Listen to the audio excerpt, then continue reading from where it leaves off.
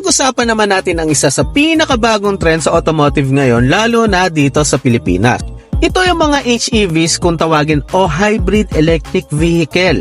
Malamang karamihan sa ating mga may hilig sa sasakyan or tayong mga matagal ng car owners we're somehow familiar now with these terms. Hindi na rin naman ito sobrang recent or bago since marami na rin countries ang meron ng ganitong sasakyan in their local markets. So bago man sa pandinig at paningin natin mga bossing, silipin natin ng kaunti kung ano nga bang meron sa mga HEV or Hybrid Electric Vehicles. With me again, JJ Henry ng Toyota Otis.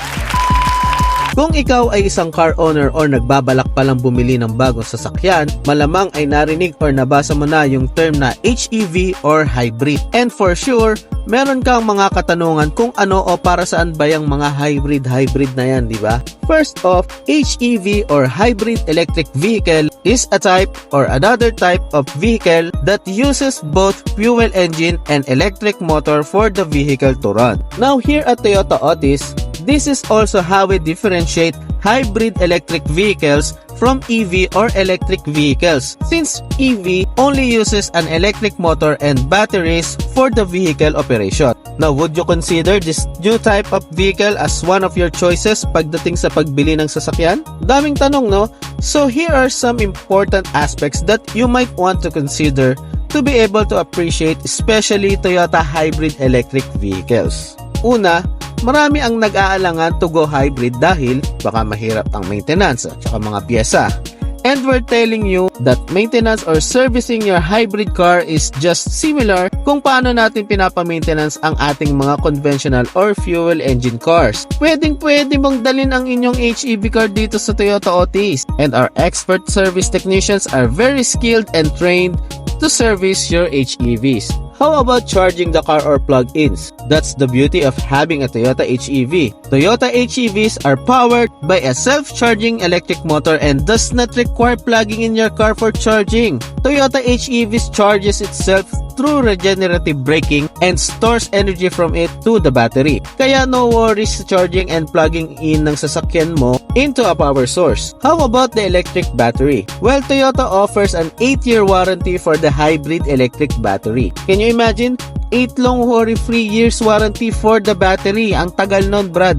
Siyempre, with proper care and maintenance, the battery can last the same lifespan as the vehicle itself. Kaya dapat marunong ding mag-alaga ng sasakyan.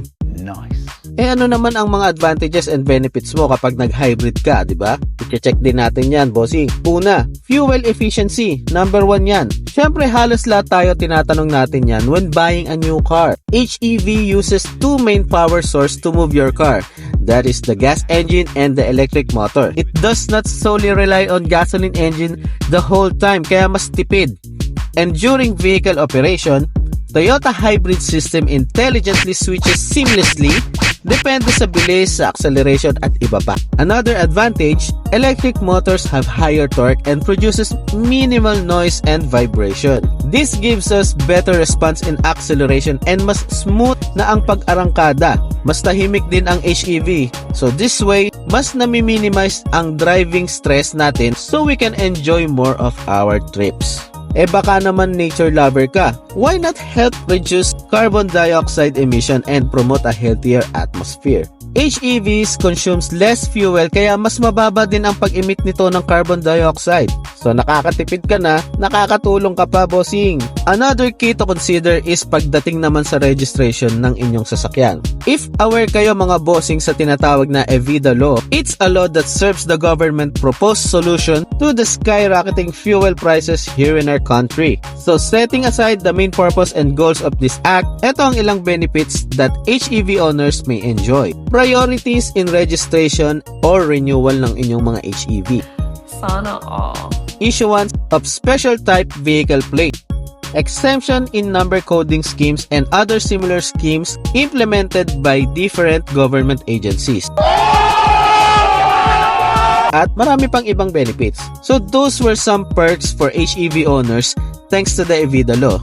And in the near future, marami pang possible na benefits ang pwedeng ma-enjoy ng mga HEV owner.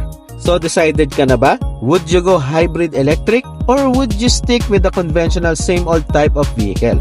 Well, kahit ano pa man yan, bossing, make sure na we have looked into every aspect in considering the right car para sa atin. I hope that this video helps you at least a little and gave you some insights about HEVs. Thank you mga bossing, and this is again JJ.